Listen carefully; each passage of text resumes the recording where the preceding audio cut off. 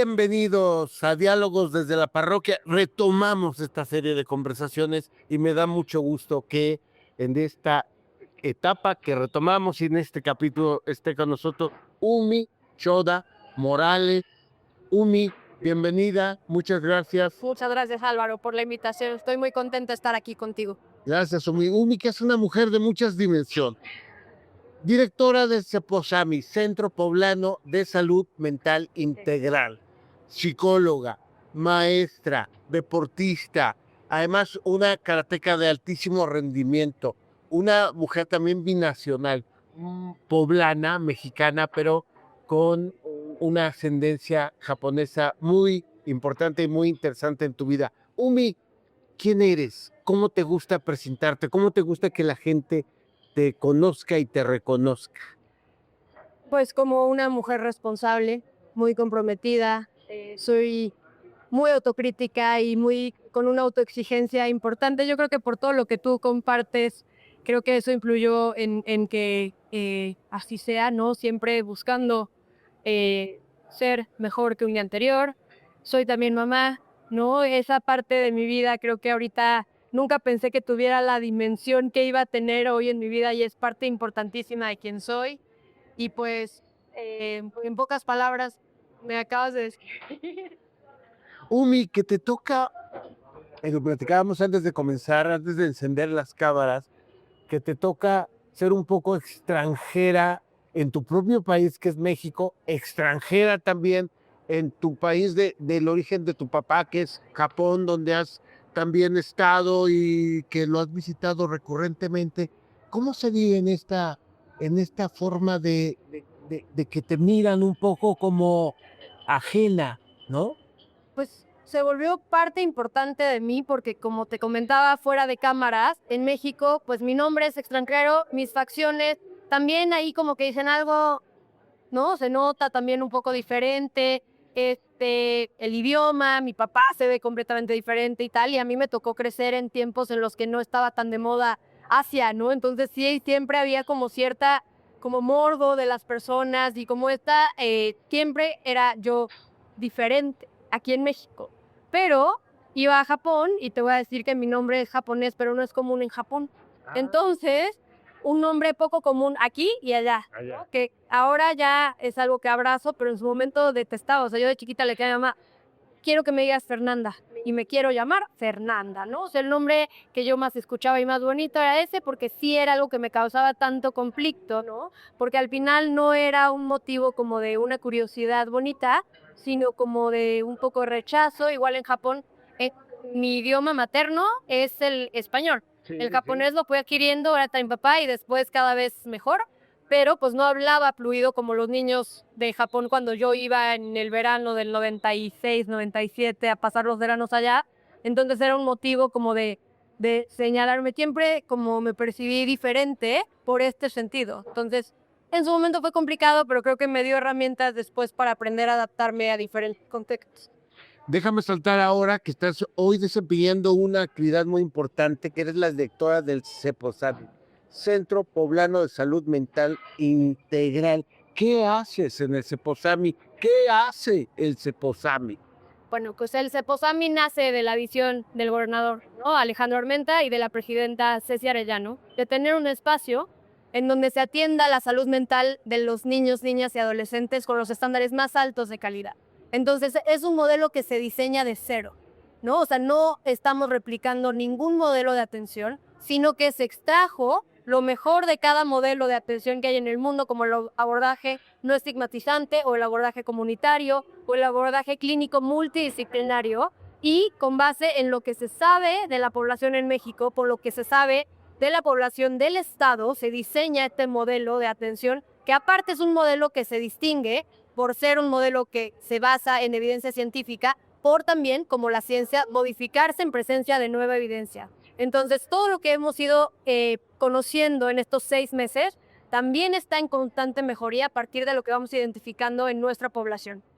Ahora bien, ¿qué hacen ahí? ¿Qué enfermedades? ¿Está bien que lo digas así? Trastornos, padecimientos, lo que hacemos sí, es identificación, diagnóstico y tratamiento de diferentes diferentes trastornos de salud mental, desde trastornos del neurodesarrollo, como los más comúnmente conocidos, trastorno del espectro autista, trastorno por déficit de atención e hiperactividad, trastornos del lenguaje y del aprendizaje, ¿no? Y también psicoafectivos, ansiedad, depresión, temas conductuales, riesgos de atentar contra sí mismos, todo eso, todos esos temas también se abordan desde el diagnóstico hasta la atención.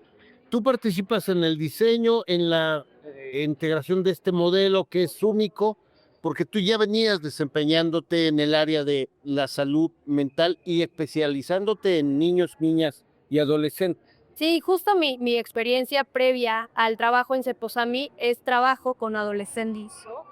Y trabajo muy cercano, ¿por qué? Porque yo me metí como docente. Entonces, los maestros, yo siempre por eso a los maestros los pongo hasta acá y sí hay un sesgo, por supuesto, porque los maestros tenemos esta posibilidad de darnos cuenta de muchas cosas porque vemos a los adolescentes o a los niños convivir en contextos muy específicos, ¿no? Tanto el social como el académico, como muchos otros contextos que son indicadores de temas subyacentes, ¿no? Y que son reflejo de otras situaciones que pueden estar viviendo. Entonces, en mi experiencia previa en Ceposami, además de la docencia, participé en el desarrollo de políticas de protección al menor, de políticas de inclusión que tiene que ver la inclusión con temas de diversidad en formas del aprendizaje, ¿no?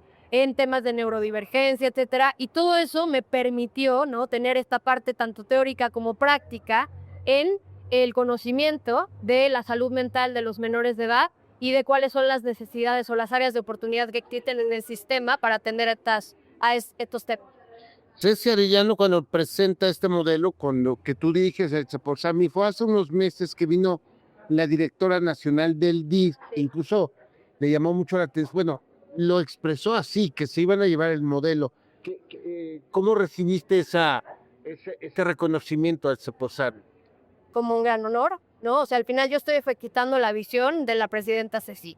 Ella es quien tiene esta inquietud, ella es quien tiene todo ese aplomo y todo ese empuje para llevar a cabo esto y con ese sentido de responsabilidad y de honor lleva un proyecto que busca tener ese impacto, que no solamente sea un espacio físico, sino que sea un modelo que se replique, ¿no? No solo en la salud mental y en el tratamiento clínico, sino en todo lo que engloba la atención de los menores de edad. Has dicho una palabra, honor, que además tiene que ver, y ahorita porque quiero tratar otro de los aspectos muy importantes en tu vida, que es las artes marciales, que tu papá es un gran maestro reconocido internacionalmente, que en México prácticamente es pionero de toda una estructura institucional, diría yo, incluso del karate do, que tú eres una karateca de alto rendimiento, que la disciplina del arte marcial tiene que ver con el honor, por supuesto, con la disciplina, valga sea la redundancia. El karate, ¿qué tanto ha significado en tu vida el karate?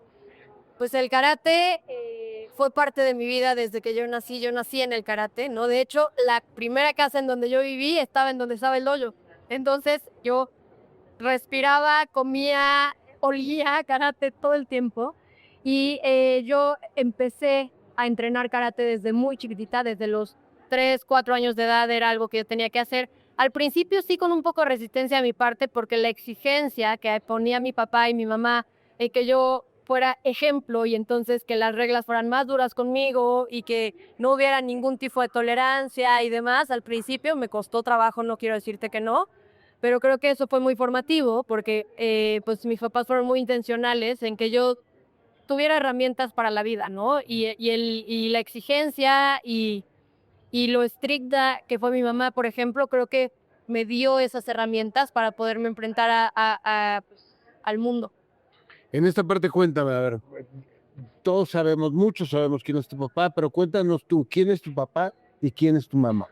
Bueno, mi papá, Koichi Shoda Watanabe, su trayectoria profesional es una cosa, pero como papá es mi guía y mi compás moral, ¿no? O sea, desde que yo nací, él siempre fue muy flexible en todo, pero me acuerdo, y te lo comentaba fuera de cámara, que él me decía, no mentir y no robar.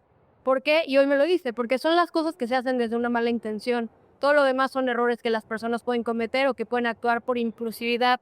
pero siempre como con esa, o sea, para él siempre fue importante que yo fuera una buena persona, no soy una persona con un corazón limpio. Eso es como él lo pone en palabras hoy, hablando en retrospectiva de cómo fue que me educó. Entonces siempre me dio mucha libertad, pero también siempre me enfrentó a que yo pudiera resolver las situaciones. Él nunca resolvió nada para mí desde muy chica. Claro que me puso todas las condiciones de privilegio para que yo pudiera resolverlo, pero era tú lidia con tus problemas y vaya, ¿no? Y mi mamá era muchísimo más, o sea, ella era la operativa, ¿no? O sea, mi papá era el directivo y mi mamá era la operación y siempre fue muy, muy estricta. Y como por circunstancias ellos querían 7 hijos, pero le tocó 7 hijos en una, entonces mi mamá siempre era muy intencional le decían, ay, hija única, la consentida, y mi mamá, ninguna consentida. Y efectivamente siempre fue muy estricta, muy rígida, muy dura, ¿no? Y creo que eso ayudó a forjar, pues, el carácter que tengo hoy en día y la manera en la que yo me manejo ante la vida. Pero pues esos son mi mamá Judith Morales López, mi papá Koichi Choda Watanabe y aquí Umi Choda Morales. Convergen en ti, en tu formación, en tu crianza, dos cosmovisiones que están del otro lado del mundo, ¿no? Tu mamá mexicana y tu papá japonés. ¿Cómo se mezclan estas dos culturas, esta biculturalidad o cómo Biculturalidad. biculturalidad y además esta binacionalidad en casa, ¿no? Mira, a pesar de que solo mi papá es japonés en mi familia estando en México, ¿no? Toda su familia está en Japón, entonces la exposición directa a la cultura sí la tuve mucho porque mi papá fue muy intencional en que yo tuviera esa exposición y tuviera mucho contacto con esa parte de mí. Entonces me encantaba a mí, por una parte, ir a Japón porque yo iba todos los veranos para que yo pudiera aprender el idioma. Decían, ¿se va sola? Porque así nadie le traduce y no hay forma mejor de aprender el idioma que estar expuesta, ¿no? Entonces eso me permitió mucho tener contacto con la parte japonesa, que la verdad es que creo que eso a mí me da mucho el orden y la estructura con la que a mí me gusta manejarme. Yo soy amante de los procesos, soy amante de las reglas. Creo que eso es lo mejor que puede haber para que algo funcione bien, claridad de procesos, de protocolos, de reglas. Eso hoy lo veo y se manifiesta en muchas partes de mí, de mi personalidad, ¿no? Y la parte mexicana de la calidez, ¿no? O sea, la parte de lo informal, no estoy hablando en cuanto a cuestiones laborales, sino cómo se disfruta, ¿no? La parte de la vida, de la familia, todo eso creo que también para mí es algo prioritario, importante, y justo encontrar el balance entre ambos es algo que también yo considero muy, muy valioso. Umi Choda es, a ver, déjame ponerlo así, tú me corriges si no. Sí. Es ya la última Choda Ajá. de una dinastía japonesa Sí. que además tu abuelo fue veterano de la Segunda Guerra Mundial. Platícame esa parte, eres la última Choda. Sí, pues sí, soy la última Choda, porque aparte, pues mi hijo ya no lleva mi apellido, ¿no? En Japón pierden el apellido las mujeres cuando se casan, adoptan el apellido del esposo y se les olvida que alguna vez tuvieron otro apellido. Entonces, de hecho, mi papá no sabía que tenía el apellido materno, no sabía ni lo que era y se enteró llegando a México porque creo que del banco le dijeron y tuvo que hablar para preguntar. Le preguntan sus dos apellidos. Le pregunto, sí, ¿cuáles son tus, o sea, Choda qué? Choda, ¿no? O sea, porque Japón es un solo apellido y le habló a su mamá y le dijo, ¿cómo te apellidabas antes de casar? ¿No? Y entonces se entera que es Koichi Choda Watanabe. O sea, mi papá es Koichi Choda Watanabe en México, en Japón, un sistema bastante patriarcal. Ajá. Entonces ahí es Choda y se acabó. Y entonces también había una gran exigencia por parte de mi papá de tener un hijo, un hombre, ¿no? O sea, ¿por qué? Para que continuara con el apellido, porque es una cuestión de un apego emocional importante, ¿no? A esa parte de la identidad y que conmigo yo vengo y corto esa línea, ¿por qué? Porque pues, soy mujer, ¿no? Entonces, pero sí, soy la última y la única Choda porque mis papás no pueden tener más hijos, entonces esa sí, pues sí siento como, sí siempre sentí esta expectativa que se tenía con cumplir, porque mi papá idolatra en paz descanse a su papá. Tu abuelo. ¿Cómo se llamaba tu abuelo? Kotaburo. ¿Cómo? Kotaburo. No lo podría yo pronunciar. No te preocupes. Pero, y de ahí, pues mi papá también creo que es una persona, bueno, no sé si creo o no, es una persona a quien yo admiro muchísimo y a quien tengo en una estima muy alta y que me genera pues esta exigencia de cumplir al menos con lo que él pues, en esta trayectoria ha logrado. Entonces, creo que sí cargar con eso, porque siento que él lo cargaba de su papá, ¿no? Y yo ahora lo veo y digo, no lo cargo, pero me inspira a poner el apellido Ochoa en alto o a no tirarlo de donde está. Claro, eres y serás ya la última Chora. Bueno, la historia de tu familia está y todo, pero vamos, ya no se va a replicar el apellido. No, ya no. ¿Quién era tu abuelo? Platícanos un poco de él.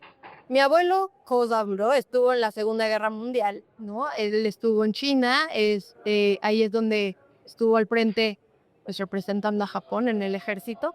Y al regresar a Japón, él abre una tienda, lo cual en cualquier otro lugar sería como más común, pero en Japón lo más normal en cuanto a términos de lo común es trabajar en una empresa, y eso es algo que para mi papá siempre fue motivo de admiración, de que él siempre quiso ser su propio jefe, ¿no? O sea, como trazar su propio camino, y aunque era abrir una tienda de abarrotes, porque eso es lo que tenía mi abuelo y se dedicaba a vender verdura, fruta, etcétera, él forjó su propio camino abriendo un negocio propio. Entonces mi papá toma eso como inspiración también para lo que él hace posteriormente en su vida. Sé poco de mi abuelo, pero no lo conocí en persona. Sé cuánto mi papá lo admira y lo tiene, vaya, en un pedestal, y siempre me habla las cosas más bonitas de mi abuelo, pero eso, que era una persona que, o sea, que trazó su propio caminito, que nadie le dijo cómo vivir su vida y vivió siempre en autenticidad, ¿no? Y creo que eso es algo que mi papá también lo lleva.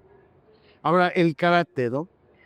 Cuando dices que desde muy niña el entrenamiento, pero vas desarrollándote, tienes competencias internacionales. ¿Qué te gustaba más?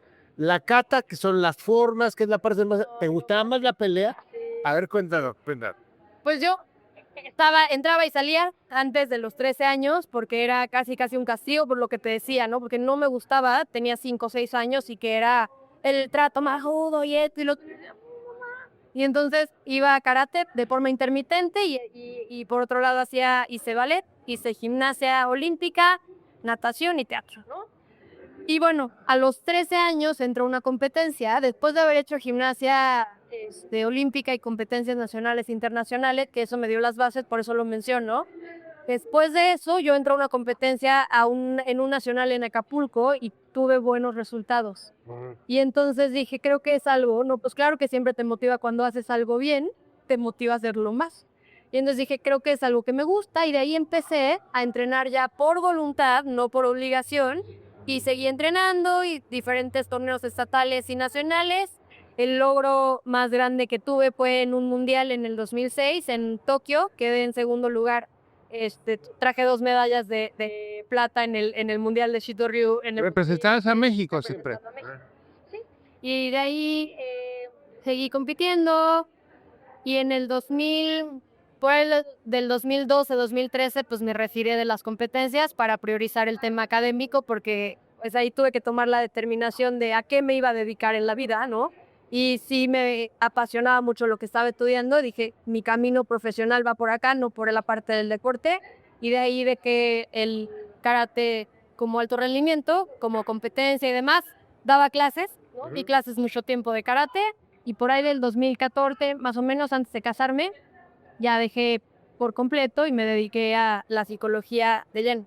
¿Por qué la pelea te gustaba más? No sé, me encanta. O sea, yo pienso en eso y te lo juro que me dan ganas de hacerlo. Me gustaba mucho, no sé, siento que es una cuestión mucho de estrategia y de cabeza fría. Y yo disfruto mucho como tener conciencia de esa cabeza fría, decir, tú te estás perdiendo el control, y yo no. No sé, esa parte yo creo que es de ego, ¿no? Pero lo disfrutaba muchísimo, como la parte estratégica de la pelea, lo disfrutaba un buen. Porque aparte es un contacto muy controlado, o sea, no es algo, antes era sin nudillero, sin bucal, y ahora pues, bueno, ahora no sé, pero cuando yo competía pues con el protector bucal y los nudilleros era más de marcar los puntos, tiene una cuestión de estrategia, más que de lastimar, pues. Y entrenaba, traía el labio pegado al bracket, o sea, todo el tiempo me floreaban la boca, todo el tiempo, o sea, siempre, siempre, siempre. Pero es parte de la adrenalina, no se siente tanto. Justo hablábamos de la cicatrización, yo tengo una cicatrización maravillosa, entonces era un precio pequeño a pagar por la parte, no sé, la competencia es algo que yo siempre disfruté muchísimo. ¿Alguna otra lesión tuviste? Me luxaba el dedo. Ajá. La primera vez que me lo luxé fue en un nacional en Mérida.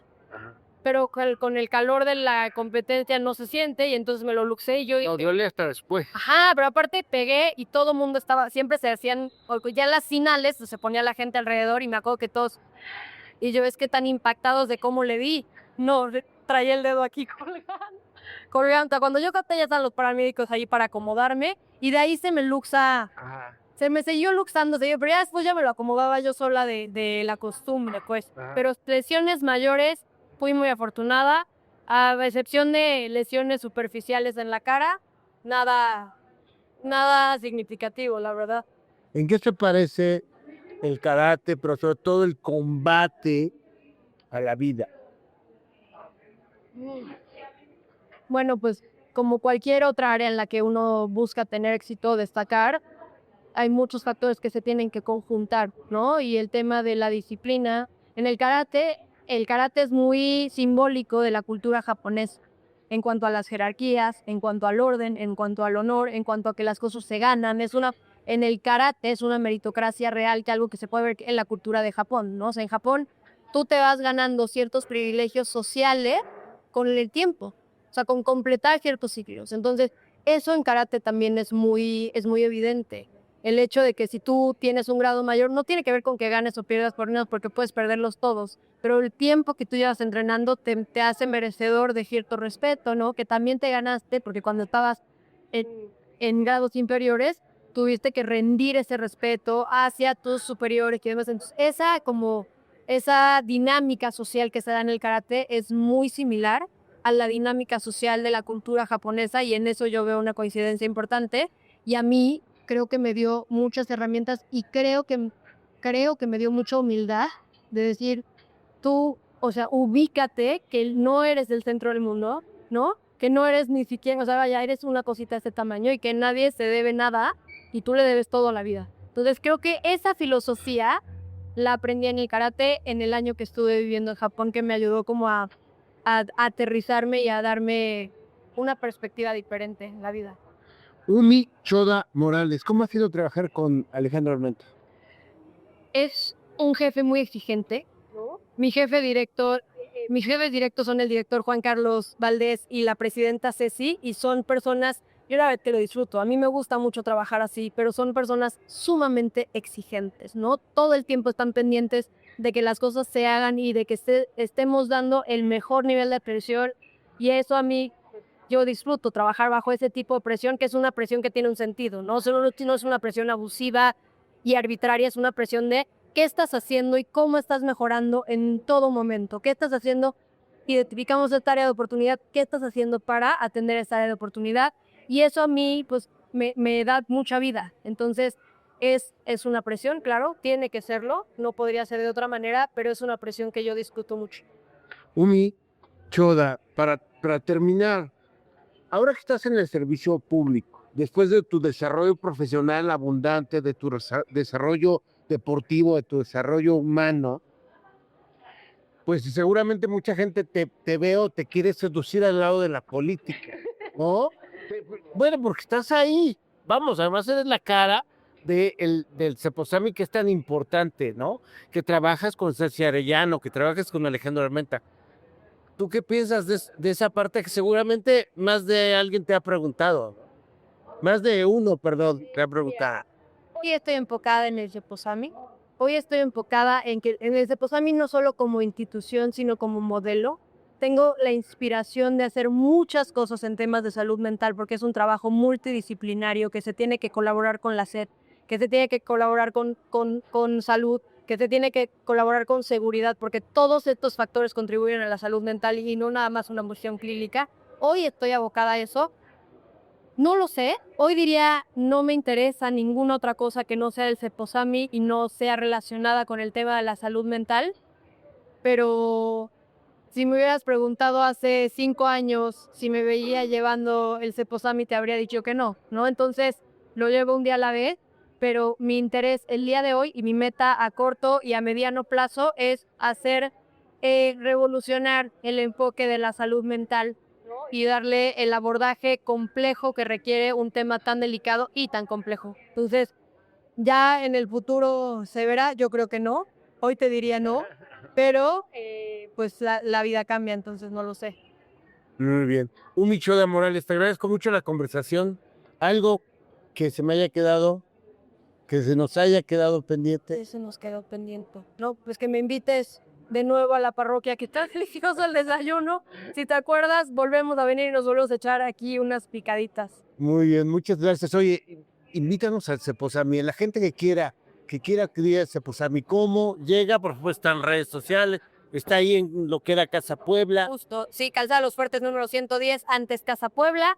Si quieren recibir atención, pueden llamar a nuestros números 22 22 36 27 17, WhatsApp 22 21 08 40 33. Mi forma favorita es redes sociales, porque es la más eficiente, no es la que menos se nos está saturando ahorita, por eso es la favorita. A través de nuestro Instagram @ceposami, a través de nuestro Facebook Ceposami nos pueden contactar.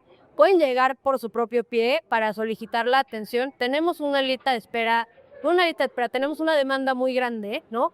Pero también tenemos la opción para la población de acudir sin cita, y si alguien, porque nos pasa y es una desgracia que no nos cancelan y nos llegan a las atenciones. Entonces, si tenemos cancelación no anunciada, pueden recibir la atención, y también tenemos los talleres para padres, que esos son de acceso libre. Entonces, si gustan recibir un taller de psicoeducación y no se preregistran y llegan, ¿no? O sea, en las redes consultan, hoy hay taller, pueden llegar directamente, hacen su registro en el momento y reciben los talleres. Muy bien. Gracias. Mi Gracias, perra. por el Muchas gracias. Gracias y gracias a ustedes. Y nos encontramos en los diálogos desde la parroquia.